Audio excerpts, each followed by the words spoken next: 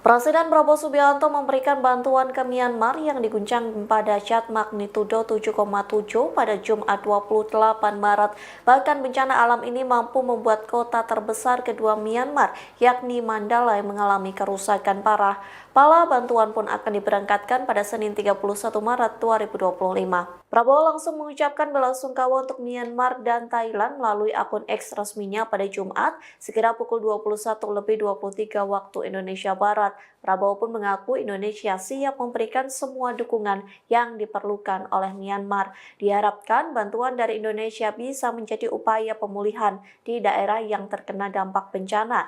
Bahkan Prabowo mendoakan negara yang sedang dilanda bencana itu. Sementara Panglima TNI Jenderal Agus Subianto memerintahkan persiapan pasukan untuk dikirim ke Myanmar. Adapun bala bantuan itu yakni kapal rumah sakit dan pesawat untuk misi kemanusiaan pasca gempa. Jenderal Agus juga memastikan bahwa TNI akan mengirimkan tim SAR, tim evakuasi medis, serta tim ZENI. Tak hanya itu, ia memastikan bantuan kapal rumah sakit KRI Dr. Rajiman Diningrat dan 3 pesawat C-130 Hercules segera sampai di lokasi bencana. Di satu sisi, tim Advance Indonesia diberangkatkan pada Senin 31 Maret untuk segera membantu korban gempa yang menewaskan ribuan orang.